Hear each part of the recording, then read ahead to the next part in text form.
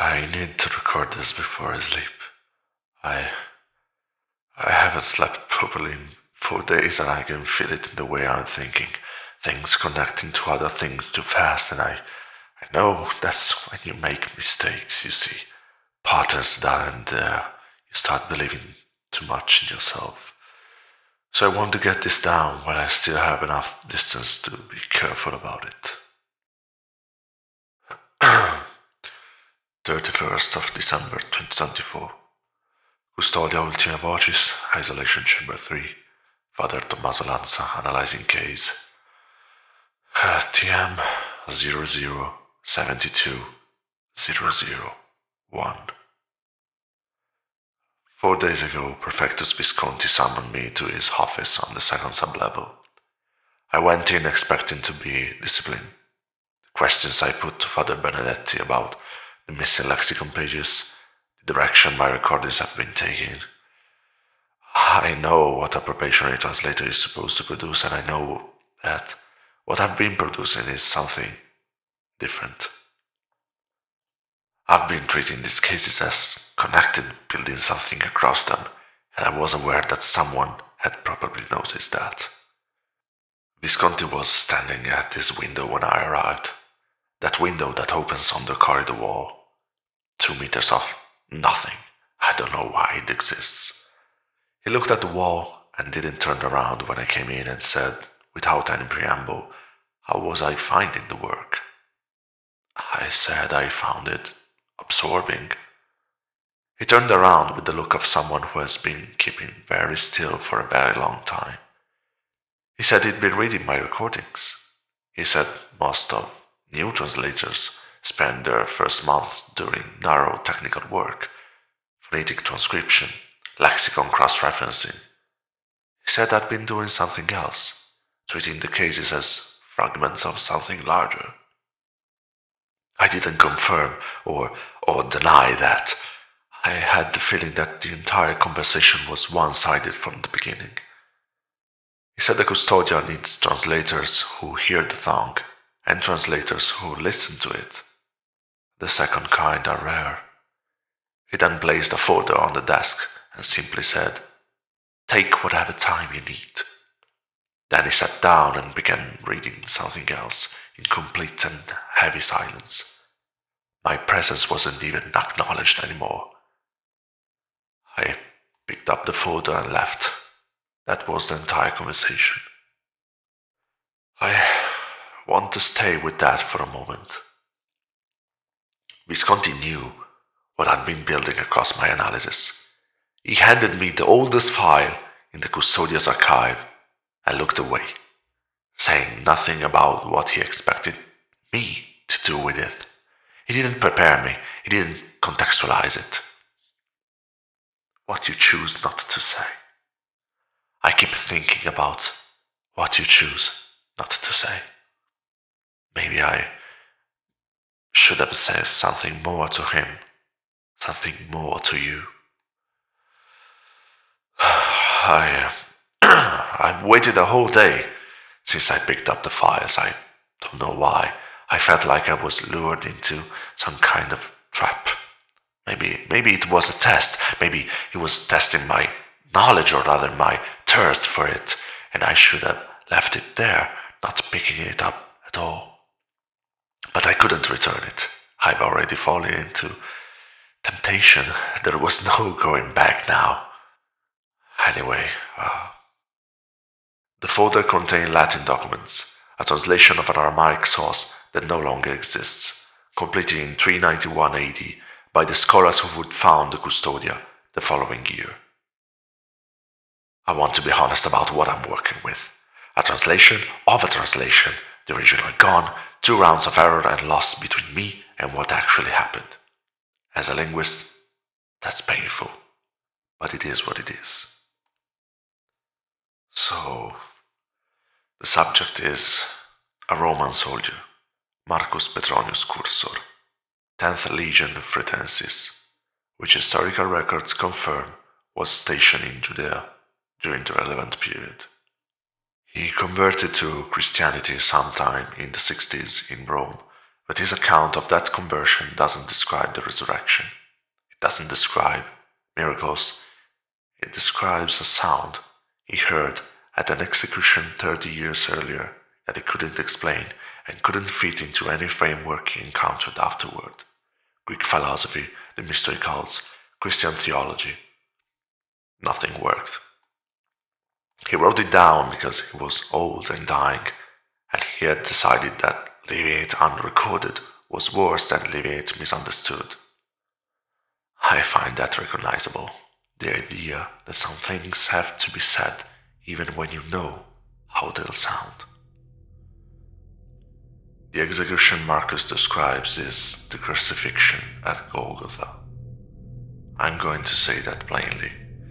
The case number is TM 0072001, but the year is 33. I understood what I was likely reading before I opened the folder. But there is a difference between knowing what the document will say and then reading it with the subject's name written out in front of you. They're not the same experience. I sat with it for a while before I continued. Marcus writes like a soldier filing a report. Crowd size, wind, the condition of the condemned when he arrived. Already badly hurt, fell twice, carrying the crossbeam. He notes the names of the soldiers beside him, the sun's position when the execution began. He was close to the cross. He doesn't explain why. He felt that was his place to be. He describes the crowd losing interest in the later hours. Crucifixion takes time and people's appetite for cruelty goes faster than they expect. He describes the heat, the other two condemned. And then, in the same flat tone, he describes the air changing. He says something changed in the quality of the air itself. A pressure with no direction pressing outward from a center point, as if the space around the cross had briefly become smaller. Several soldiers near him took one involuntary step back. No one spoke. The centurion noticed and said nothing. But Marcus was close enough to see the throat. He describes the veins, and when I read this part I had to stop, because I've seen this described in several cases now. The geometric patterns, the branching under the skin. I've read it in medical records, in witness accounts, in hospice notes, and here it is, in a 2,000-year-old soldier's testimony, described in exactly the same terms. He writes that the veins moved beneath the skin in ways he'd never seen in 17 years of battlefield wounds. They branched outward from the central arteries into precise patterns with a geometry he couldn't explain, each line splitting at consistent angles. He writes, and this is his phrasing as best as I can render from the Latin. It was like watching a river delta form in fast time, as if the throat had become a map of something being drawn. He stared at it, stood close to a dying man, and stared at his throat, because the pattern held him there, and while he was staring, the man died. Marcus is very specific about this. Death was a decision point. One moment, and then a different moment. Something had been calculating the precise instant and had reached it. Then he describes the sound. He is careful here. He knows how it sounds, and he's been aware for 30 years of how it sounds. He says it was not a voice. A voice uses air as its medium. This used the space where air had been, as if sound could exist in the gap between the last breath and the absence of all future breath, produced at the threshold and not across it. He heard it. He grabbed the soldier beside him immediately and asked if he had heard anything. Nothing. Two others. Nothing. He was the only one. He spent 30 years carrying that alone. The phonemes he recorded are approximations. He had no phonetic training. A Latin alphabet trying to hold sounds it wasn't built for. The Byzantine scholars who translated his account added marginal notes flagging their imprecision. One word. Marcus was clear. It was one word. Of course, I've searched for the appropriate lexicon entry, the oldest page in the physical lexicon, the first entry ever made. The phoneme string, and below it, where the translation should be, a horizontal line drawn in ink so thick that the page is indented on the other side. Someone read what the word meant, picked up the pen and crossed it out, pressed hard enough to leave a groove in the paper. Not turned out, crossed out. They kept it and crossed it out. I have held that page under every light in this chamber for 3 days. I cannot read through it. I was so close to finally starting to understand what all of this mess means, and maybe I was so close to finding the starting point of the truth. I mean the absolute truth, but no. Someone centuries ago decided I should not reach an explanation yet, mocking me by crossing out the first entry of the lexicon. I need a break. Okay, posso farcela.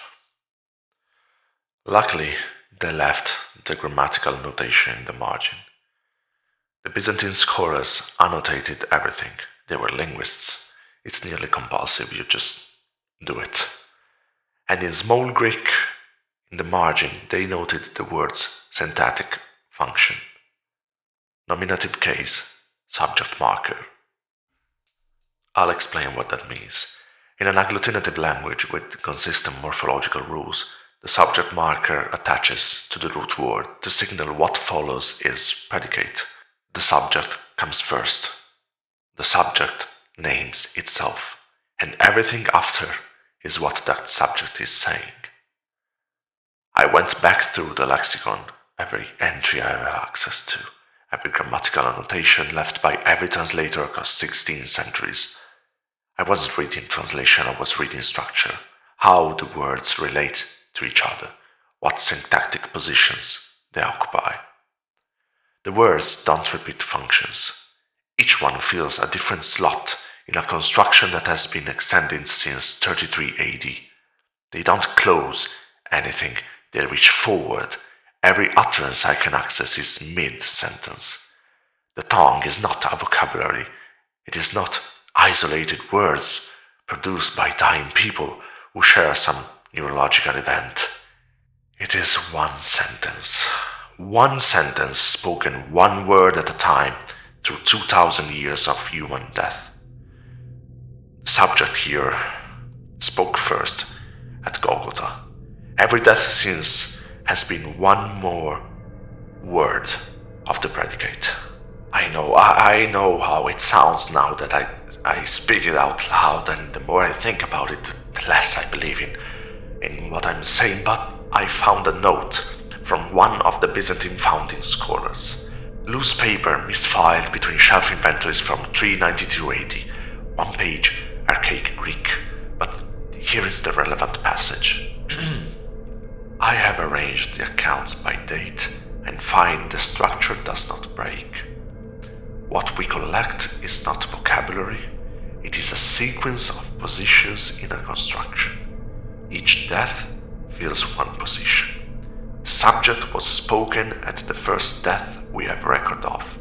We cannot read it, but everything after it is predicate. We are watching something finish a thought. Below that, though, in different handwriting, someone else later wrote, "Destroy this. The implications are not once the institution can survive." The note was not destroyed, though. I've read it. It was misfiled for 1,600 years, sitting between two inventory records until I found it 4 days ago. And I keep thinking, they wrote destroy this and then didn't. Left it there. Maybe they lost their nerve. Maybe they decided destroying evidence was a different scene. then preserving it. Maybe they just put it down and never came back. 1600 years just sitting there. I wish the person who crossed out the translation did the same thing, instead of hiding what I can now only assume is something profane. Now I need to tell you what happened yesterday, my love.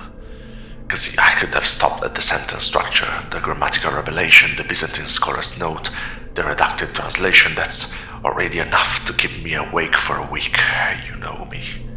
But there was something else in the folder that I didn't open until yesterday, because I kept finding reasons to do other things first. A secondary file, marked Vibermatic Analysis Relic Sample 7C, analysis completed in September 2019, processed November 2019. Do you remember what Vibermatic analysis is, right? Any sound, any vibration leaves physical traces in nearby materials, microscopic deformation of wood grain, stress patterns in glass, microfractures in metal. If the sound was sustained, if it was loud enough, those traces persist for centuries. You can scan the object, read the deformation patterns, reconstruct the waveform that caused them. In 2019, the Custodia began running vibrametric scans on all metallic artifacts from pre-recording era cases. The silver crucifix from Lucia's room recovered 37 seconds of audio. I documented this in my analysis of TM 1922-014, but I didn't stop with case artifacts. They scanned the relics. You see, the Vatican holds what are verified, or at least institutionally verified, fragments of the true cross. Several pieces distributed across different reliquaries, some going back to the 4th century, the oldest fragments in Western Christian possession. The Custodia, of course, requested access. The relics were scanned in 2019. The data was collected, processed, set in the archive for 5 years. Nobody had analyzed what they recovered, or nobody had been given permission to analyze it, or nobody wanted to be the one to open that file. And that file was in my folder. Visconti put it there. The fragment in question is approximately 8 centimeters of solid wood. It has been in Vatican possession since at least 375 AD. The scan recovered vibration patterns consistent with multiple sustained sound events. Layered, dense. The analysts flagged it as the richest vibrametric data that had been extracted from an organic material. The reconstruction is 41 seconds long. The audio team spent 6 weeks on it. They note in their report that the final 12 seconds of the recording show characteristics unlike anything in the existing database. Frequencies outside standard human vocal range, harmonics that don't follow biological production patterns. I've played it. God knows I did. It was so strong, so intense that it knocked me out for an hour. And worst thing of all, I cannot remember the sound accurately enough to write it down. It was worse than anything I've experienced in the isolation chamber. It started when the frequency dropped in, and it hasn't stopped for a while. And there was such a pressure behind my eyes that I don't want to think about it given what it did to Lucia. But I'm ready to do the phonetic analysis anyways. That's what I'm here for, that's what I can do. The phoneme string in the reconstruction partially matches what Marcus Petronius described. Not completely, his approximation was imperfect, 2 degrees of translation away from the source, but the overlap is sufficient. I can work with this. There is something I can identify even without the redacted translation. The tongue's phonological rules are consistent enough that I can see the root structure inside a word even when I can't access its meaning. I can see what a word is built from, and one of the roots shares its structure with ga.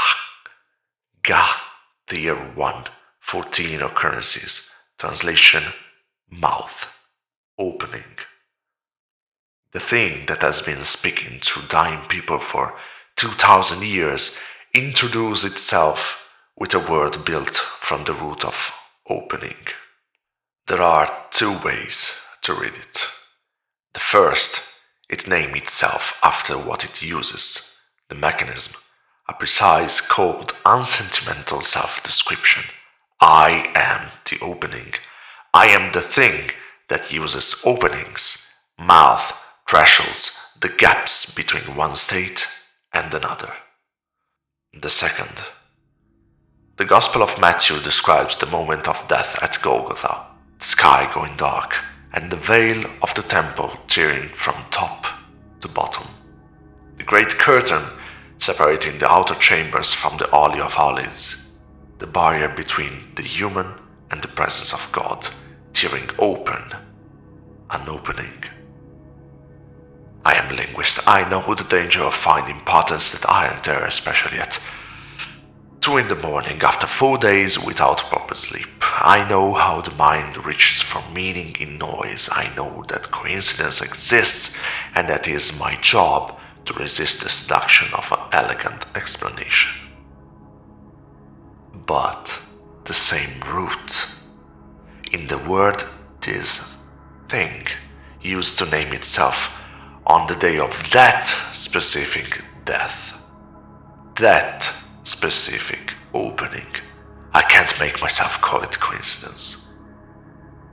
I want to try to say and put down what I think this means, what I actually think after 4 days with this material. Something has been speaking through human death since at least 33 AD, one word at a time, each word a different position in a sentence. I can't say the chronological order is the correct one to fill the spots. The sentence has a subject. The subject named itself first. Everything since it what it's saying. The manifestations are accelerating. More per year every century, more deaths, more words, faster. The sentence is approaching completion. When the Custodia was founded in 391 AD, the scholars read Marcus Petronius' account and decided it required an institution. 2 meters of concrete, lead lining, vows of silence, centuries of work and secrecy. They built a structure around this phenomenon and dedicated themselves to understanding it. And the church, the same church that grew from that specific death, that became the institution present at the deaths of hundreds of millions of people across 2000 years, that embedded itself in dying, made itself the ritual container for last words, trained people to believe their final moments were sacred, witness received by something that cared about them. I don't think the church knew. I have to believe that. The church was not built as a mechanism for feeding a sentence. It was built because people needed meaning, and that death at Golgotha gave them meaning, and meaning spreads. But whatever is building this sentence, whatever name itself with a word containing the root for opening on the day the church began, it has had 2000 years of people believing their last breath mattered, believing something was listening, dying with that belief in their mouth, and the sentence has been getting longer. Sister Agnese wrote, "I saw God and God saw me." I don't know what she saw. I don't know what looked through Lucia's burning eyes and looked back at a 42-year-old nun who died 3 days later. I don't know if what Marcus Petronius heard at Golgotha is God, or something that was there when God first made himself known, or something that has simply been patient enough and vast enough that the difference stopped mattering somewhere in the last 2 millennia. What I know is this. The sentence exists. The subject is named in a redacted entry that someone in this institution crossed out and chose not to destroy. The same institution handed me the file, handed me the relic scan, gave me every tool I would need to arrive exactly where I am right now, and then said nothing about what they expected me to do next. I know what I'm going to do. I am going to start mapping the sentence. Everything I have access to. I know the gaps will be enormous, and I know I'm working from a fraction of the complete record. But structure is visible through gaps. You can read what's missing from the shape of what remains. I've done it with damaged text my entire career, and I'm going to find out what that first word means. Somewhere in 1600s, years of custodial records, someone read that translation before they crossed it out. That knowledge existed, and it may still exist somewhere. Visconti knows what I'll do with this. He knew before he handed me the folder. He stood at his window and looked at the wall and gave me everything I needed to find it. What you choose not to say. TM 0072001. Golgotha, year 33 AD. One word, nominative, subject, the one who speaks. The translation remains redacted for now. One word identified. No confidence level. No church interpretation. No closing. The rest